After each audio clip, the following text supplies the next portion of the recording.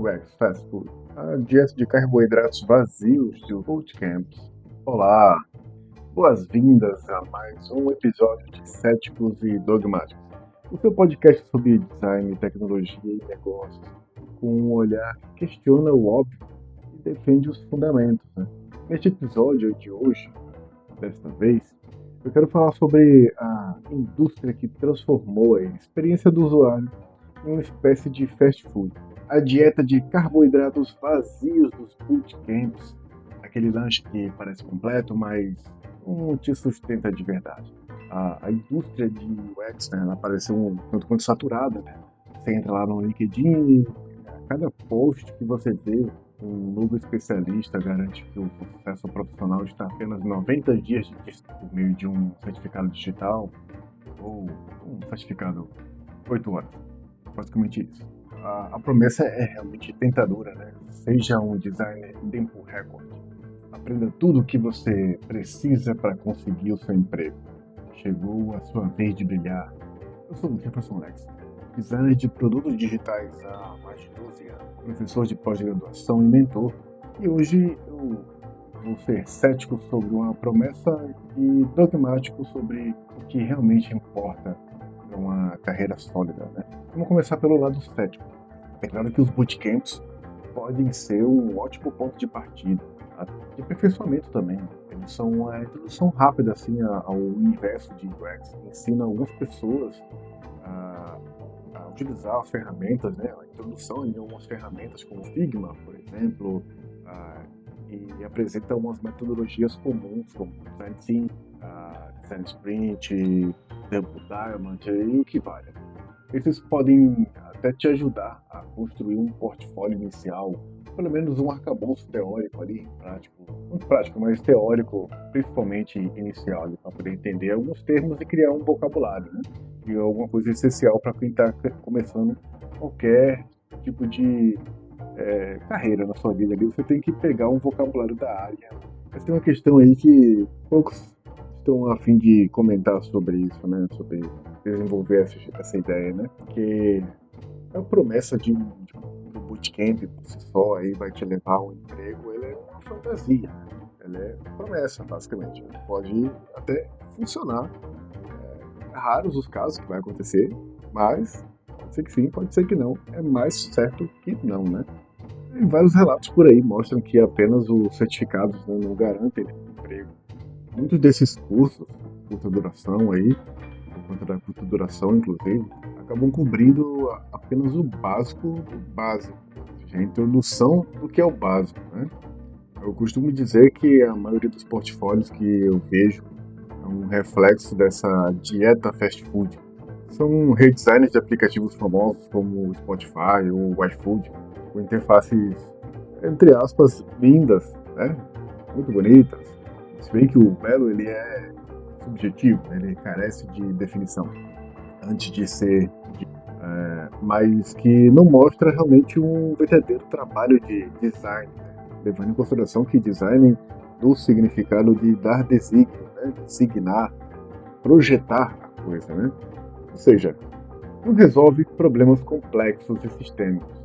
É como um chefe que só aprendeu a decorar um prato, mas não sabe cozinhar. Aqui entra o meu lado dogmático. Eu defendo com convicção, né, que uma carreira de UX de longo prazo sempre se constrói sobre 3 pilares que raramente são aprofundados em cursos de curta duração. Raramente não, né? Basicamente não vão ser citados no máximo ali. Não. O primeiro, fundamento e método.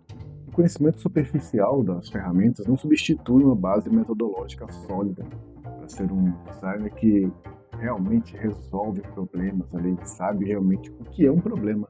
Você precisa conhecer o que é pesquisa, entender pesquisa, de metodologia, entender inclusive pesquisa metodológica, entender metodologia científica. Você precisa saber por que está fazendo o que você está fazendo. Não apenas seguir uma receita de bolo. Meu trabalho de professor de pós-graduação me provou isso repetidamente, né? A diferença entre um bom designer e um designer não tão bom para não ser não colocar nenhum outro adjetivo a ninguém aqui, é a capacidade de mergulhar na complexidade do problema. É de olhar além da tela. Ponto 2 é que o elo entre o UX e o negócio, né? O chamado ROI, Return of Investment. A realidade da maioria das empresas não está no design de um aplicativo de streaming, está nos sistemas legados, nos processos internos, nos softwares que fazem o negócio, né, realmente funcionar como um ERP, por exemplo, ERP, CRM, softwares de transações. Para esse tipo de projeto, o valor do design não está só na beleza da interface, né, porque alguns deles nem têm uma interface tangível, palpável, alguns são fluxos, alguns são processos, né? A riqueza disso está nos resultados tangíveis, né? Por exemplo, em trabalhos anteriores, eu já redesenhei sistemas de ERP para, por exemplo, setor educacional, setor de construção civil, organizei ali algumas bibliotecas de componentes e liderei alguns projetos utilizando software open source ali, software low code, algumas estratégias low code para reduzir, por exemplo, o custo de um helpdesk, reduzir o tempo de desenvolvimento de um dashboard. Isso sim, aí traz uma grande economia real para a empresa, traz uma evolução, traz um ganho, né? Esse é um valor do UX, da experiência do usuário. Ser um arquiteto de soluções pragmáticas que conectam design, negócio e engenharia. Tem que ver o que está trazendo experiência para quem naquele momento ali. A gente sempre está trabalhando para reduzir alguma coisa ou aumentar algo. Nós aumentar a satisfação, reduzir os custos. Ponto 3. Liderança e mentoria. O crescimento na carreira do design não é sobre acumular ferramentas, mas sobre influenciar, educar, liderar. É sobre sistematizar e sintetizar o conhecimento complexo de forma clara. Né? Muitos bootcamps ali, eles prometem te dar um emprego, mas poucos preparam você para a jornada que vem depois, que é a de se tornar um líder, um mentor, alguém que vai precisar guiar, né, as pessoas dentro da companhia. Por quê? Não necessariamente porque você está sendo contratado ali, está sendo a pessoa contratada como a liderança em si, um cargo de liderança de pessoas.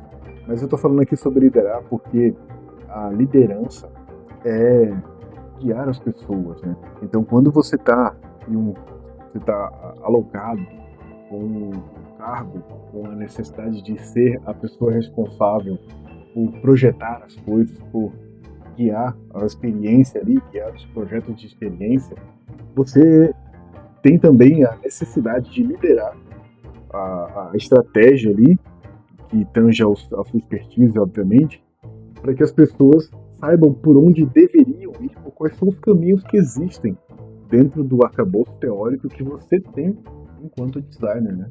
Para não deixar que as escolhas erradas sejam feitas basicamente só porque elas existiram, né? Sem nenhuma uma orientação do seu lado, né? Então, isso é algo bastante importante, né? Então, liderança nesse sentido também. Não necessariamente sobre liderar seu time, você não é cargo de liderança, mas sim liderança sobre as ideias, sobre o direcionamento. Né? Então, qual é a minha mensagem sobre tudo isso, né? Eu não estou dizendo para você que não faça nenhum bootcamp, não faça nenhum workshop, não faça masterclass, não participe de eventos, não. Na verdade, não. Estou falando que faça sim. Isso faz parte de todo o seu percurso, né? Se você está começando, por exemplo, use isso como um ponto de partida, seu primeiro contato com a área. Se você já está na área, participe de workshops, participe de bootcamps, participe de eventos, participe de comunidades, inclusive palestras, de eventos que estejam acontecendo, seja presencial, seja online, na sua localidade, seja na região ou no exterior. Você sempre tem que se manter uma pessoa atualizada. Isso aí é constante. O ponto é que você não pode usar isso aí como apenas a única fonte que você teve em toda a sua trajetória de aprendizado. Participar do workshop, de um workshop, participar de um bootcamp não vai fazer de você uma pessoa experiente na área. Então, vá para aprender alguns métodos para criar o seu primeiro portfólio, vai para criar um arcabouço teórico, vai para criar vocabulário. Isso é importante. Os workshops, os bootcamps servem justamente para concentrar, né, o aprendizado em um período curto e dar aquela ignição, né, aquele ponto inicial, né? Só que aí depois é interessante que você adote uma dieta, entre aspas, né, de design mais nutritiva. Estude os fundamentos, mergulhe em projetos complexos, procure entender como o seu trabalho impacta no negócio e não apenas a estética, né? Se posicione como alguém que resolve o problema de verdade. Seja uma pessoa curiosa, seja investigativa. Esse é o tipo de profissional que o mercado realmente precisa. E um arquiteto de soluções, né? Não uma mera pessoa que decora algumas telas.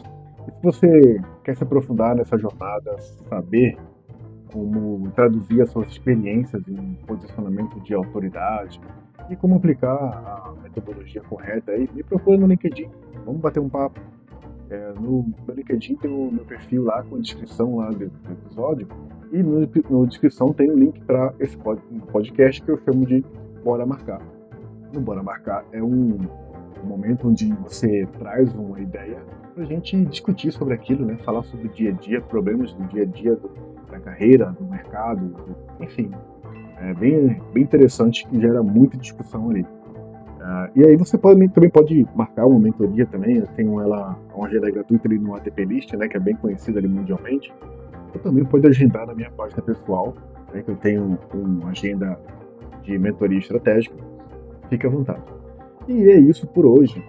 Lembre-se, ser cético é questionar o que te vendem como uma verdade absoluta, né? E ser dogmático é defender o que realmente te leva ao resultado.